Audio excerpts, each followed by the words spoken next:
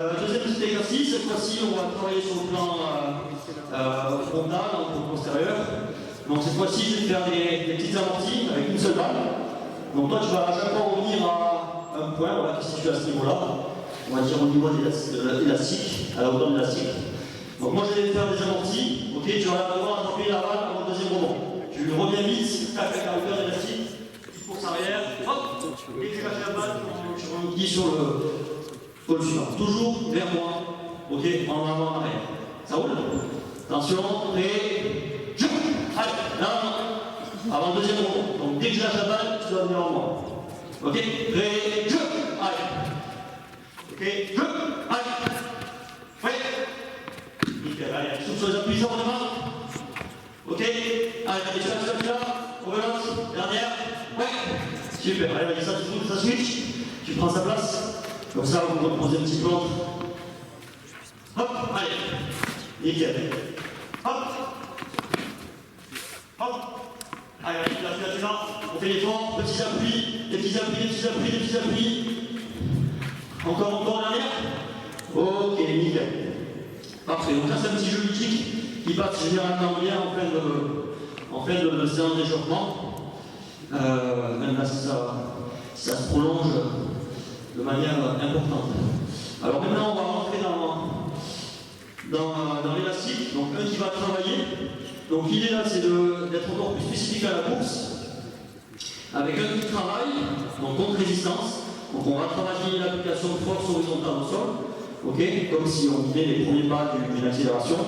Et l'un qui le retient, donc il peut se mettre soit à l'intérieur pour contrôler davantage la résistance. Ok. Donc là, tu vas travailler 4-5 premiers appuis, rapide, ok.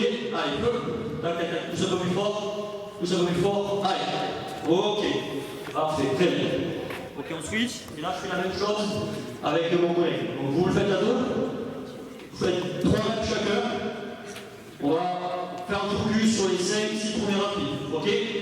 Donc voilà, essaie déjà de partir un peu incliné. On refait les barres, vas-y, mets-toi en position de trépied. Pieds mains opposés. Vas-y,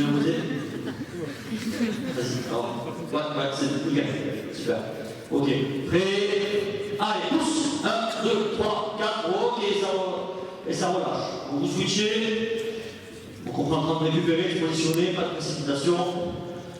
Et on augmentera l'intensité au fur et à mesure des règles. Allez. Ok. Donc ça, avec un simple élastique, vous pouvez le faire aussi de face, je maintiens les épaules de mon volet, ça marche aussi bien. C'est juste que là, c'est un petit peu plus confortable et plus précis sur la position. Allez, c'est parti. Ok. Allez, encore, on change.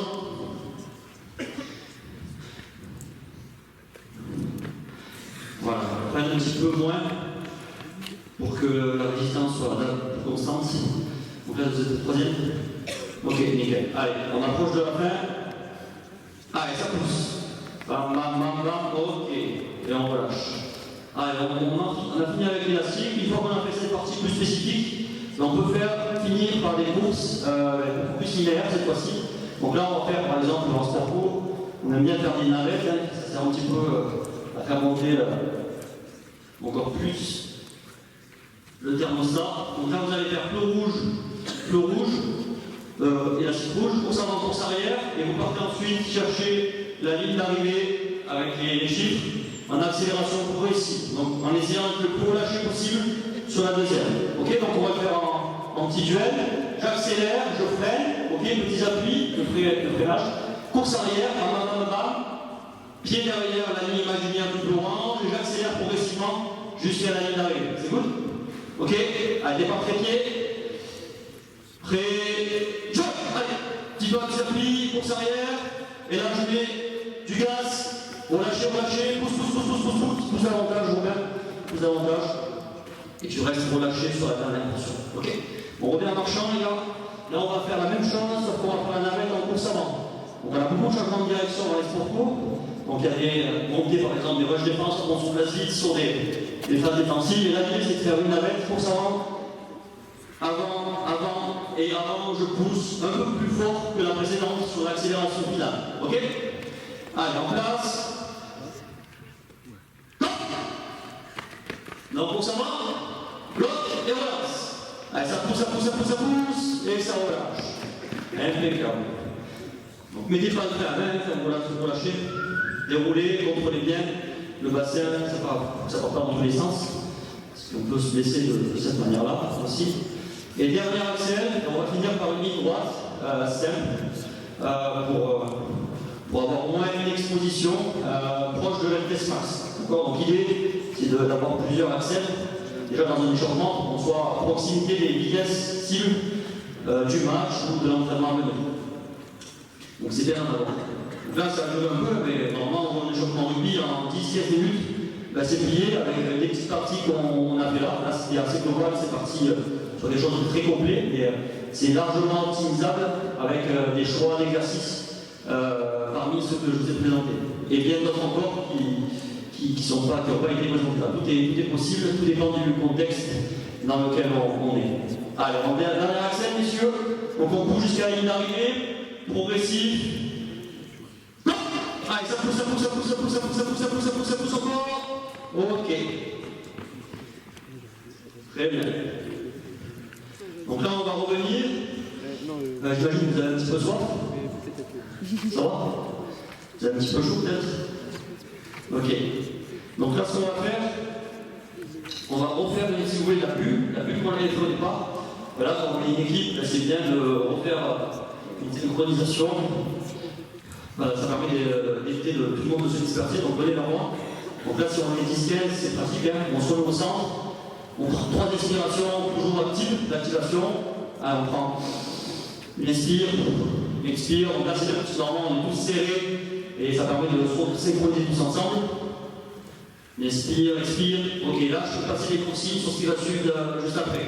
Donc, optimisation du temps et on focalise l'attention sur ce qui va arriver dans la foulée. Donc là, messieurs, on a évacué la partie échauffement qu'on peut retrouver en sprint. Et là, on va passer sur quelques petits exemples d'exercices qui sont possibles, réalisables dans le cadre d'un renforcement aux ischios. Donc, on va faire différents exercices à différents objectifs. Les premiers sur un focus ischio-hanche, la dominante hanche. Ensuite, vous aurez un focus sur genou, donc les fléchisseurs de genou. Et ensuite, on fera quelque chose de peut-être différent à apporter sur une population qui est déjà expérimentée sur du renforcement ischio avec des exercices de renfort en isométrie. Ok? Donc là, on va se positionner sur le premier atelier ici. Donc vous n'êtes pas forcément obligé de passer l'un à l'autre pour gagner du temps, on est déjà à 34 minutes. L'idée c'est de faire encore 10 minutes sur ces exercices-là. Donc là, on va faire un soulevé de terre roumain. Ok, donc on va se positionner là-bas. Vas-y, Romain, c'est bon, tu maîtrises. Ok, on va faire soulevé de terre roumain en prono-supination, en pronation en supination. Ok, allez, tu peux partir. On va garder une flexion de genou légère, petite flexion de genou, voilà. Et on va, vas-y, remettre en position haute. On va partir de la position haute. Donc prends la barre comme tu étais.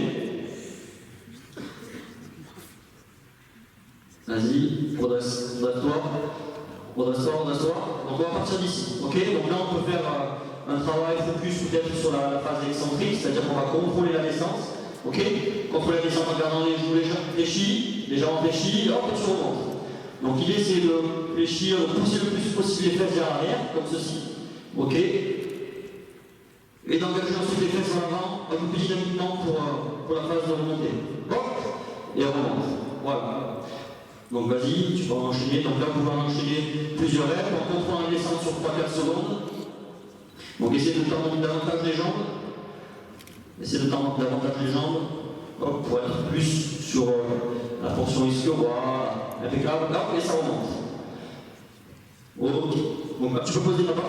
Même chose, cette fois-ci avec toi.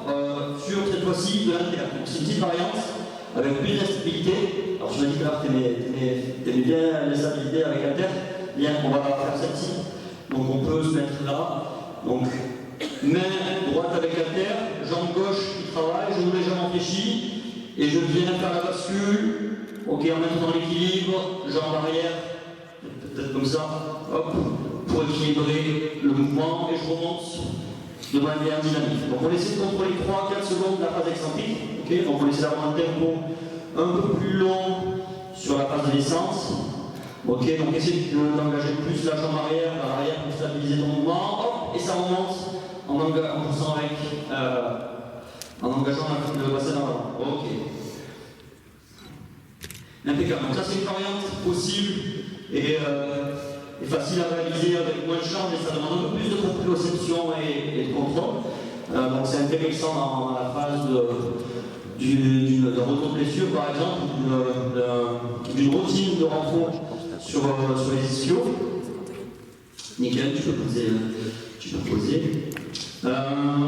Ensuite, on va prendre le Swiss ball et on va faire cette fois-ci une activation un peu plus dynamique. Hop, donc je plante mes talons ici, j'aligne d'où je me stabilise et l'idée c'est de mettre, par exemple dans la phase d'une fin de retour de blessure, un peu plus de vitesse, ok, sur mes diverses contractions, avec un effet un petit peu rond qui vient perturber ma réalisation de vitesse max. Donc là, peut-être je vais tenir 5-6 secondes en contraction rapide, en tapant fort, dans le ballon, ok? Vas-y. Vous pouvez switcher, en même temps il y a le ballon, il n'y a pas de souci. Allez, donc on plante les talons, on aligne tout, ok? Et là on va y mettre de la vitesse, on va essayer de stabiliser le ballon, allez. Ouais, la vitesse, talon, encore. Ok, top. Donc on sollicite un peu plus les issues à des vitesses plus élevées. Donc un exemple parmi tant d'autres.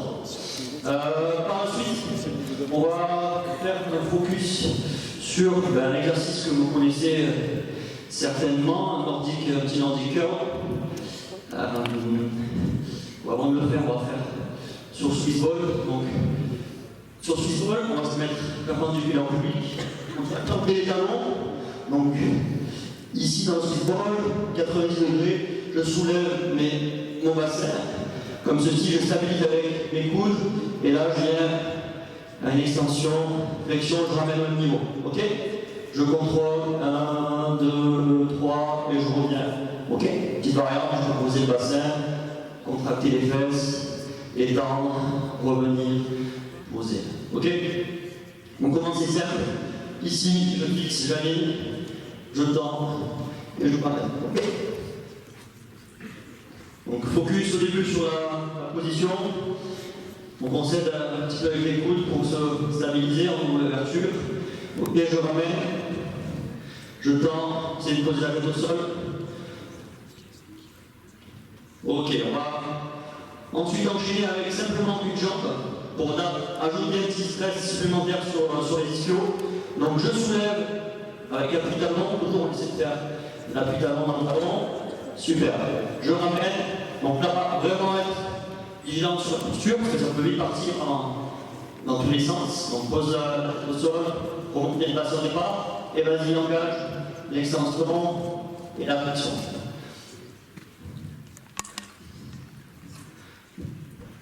Ok, alors on a 40 minutes, on va enchaîner, on va essayer de faire le plus de démonstrations possibles d'exemples. On passe à nordic curl. Ok, allez, je vais commencer par le faire. Donc il y en a un qui vient de tenir les jambes s'il vous plaît, donc dans le sol. Et là je laisse plonger, j'essaie d'aligner les cuisses et le tronc juste sur la phase excentrique, ok, pour faire du renforcement des fléchisseurs du genou sur 4, 5, 6 reps. Donc en contrôlant la charge, on peut délester avec un élastique pour limiter si vous voulez la charge. On supporte le poids de corps et tout le monde n'est pas forcément capable de tenir son propre poids de corps sur la phase excentrique. Ok, donc si tu veux, vas-y, tu peux y aller. Donc je maintiens, et là, ta ligne, tu résistes, voilà, 2-3 secondes. Aligne, contracter les fesses, aligne, voilà. Ok, encore un. Nickel, super. Allez, on enchaîne. Allez, portaxe. On vient ici. Donc là, on va essayer de. Vous avez vu ce matin avec elle, la position qui générait le plus d'activation et d'étirement de l'ischio-jambier. Donc c'était à la fin de la phase d'envol, le module leg swing. Et j'ai dit là, on va essayer de recontextualiser ce mouvement par cette position-là.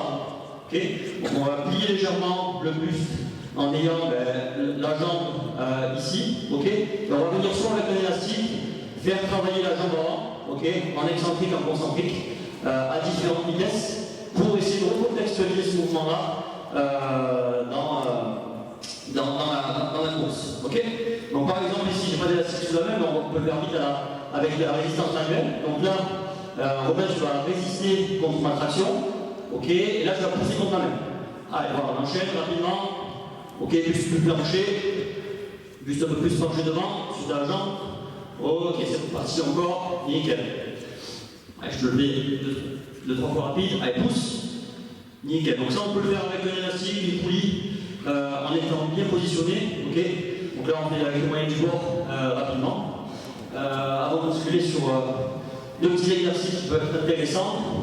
En se recontextualisant dans la phase, encore une fois, flashback de ce matin, la phase de freinage et de propulsion au sol. Donc sur une foulée, à ce niveau-ci, je pose le pied et je pousse. Donc on va venir prendre un appui avec les deux bras ou deux chaises, peu importe. Le dos ici, avec simplement donc un maintien isométrique, ok, en iso, 4-5 secondes. Donc vous voyez une petite flexion de genou qui, sur le plan horizontal, est similaire à la photographie verticale du coureur à pied. Donc ici, je peux switcher 4-5 secondes, donc droite, jambe gauche. Donc c'est en anglais le hip, iso, roll. Et il y a un technicien qui s'appelle Alex Lapera, pour regarder sur internet, qui propose pas mal de contenu de ce type sur le travail isométrique des ischio-jambiers spécifique à la course à pied. Donc bien sûr on finit, et après rideau. Donc vous allez passer dessous la barre, donc une barre avec une charge élevée, et là c'est essayer de faire un hip, iso, push, c'est-à-dire que je pousse fort, ok, le plus vite possible, le plus fort possible dans le sol. Donc ça va durer 3, 4, 5 secondes pour produire le pic de force maximale. Donc là, l'idéal, c'est d'avoir de la forme de force, mais potentiellement faire un suivi de la force appliquée, générée dans la plateforme, au conduisant au même titre qu'on pourrait faire des mesures d'anti-curl sur les machines adaptées, Amtech, VAL, etc. Donc là, on va avoir une mesure isométrique, une mesure des deux stimulations nerveuses, c'est très nerveux, ce mouvement, sur un mouvement qui se rapproche de la courbe.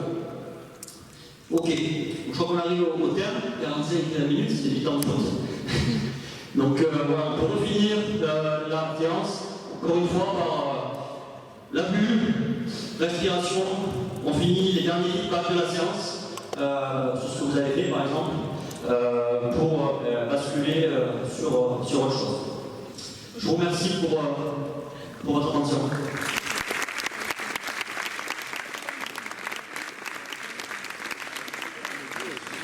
Merci beaucoup Charlie, très belle démo. J'avoue que je te tiens mon chapeau parce que réussir à faire un micro pendant les écolos. Puis merci beaucoup aussi à nos deux partenaires d'entraînement. Donc c'est une évidence je pense pour tout le monde, hein, mais c'est sûr que l'échauffement joue un rôle majeur dans la prévention. Charlie l'a bien montré, mais il est important je pense d'avoir un focus spécifique sur les ischios. Je pense que tout le monde en est convaincu, mais j'espère que vous avez pu voir des exemples concrets d'outils de prévention qui peuvent être utiles. On a 5 minutes pour des questions si vous le souhaitez. Maintenant, bien sûr, ce sera possible de parler avec Charlie à la fin de la conférence, mais allez-y, n'hésitez pas si vous avez des questions. Quand tu fais des exercices en iso, tu travailles à plusieurs angles ou tu gardes tout le temps le même angle? On peut travailler à différents angles, mais là l'idée c'est de recontextualiser l'angulation qu'on a au moment de la course. Et donc souvent on a une angulation, je ne saurais plus de ressortir l'angulation précise du genou au moment de la course, mais c'est essayer de retrouver cette angulation-là et de la recontextualiser sur des mouvements isométriques comme je vais te le montrer. Mais effectivement tu peux travailler à différents degrés. Après, l'idée de transfert vers le sprint, c'est d'être le plus spécifique possible à ce que tu retrouves lors du sprint et de l'accélération.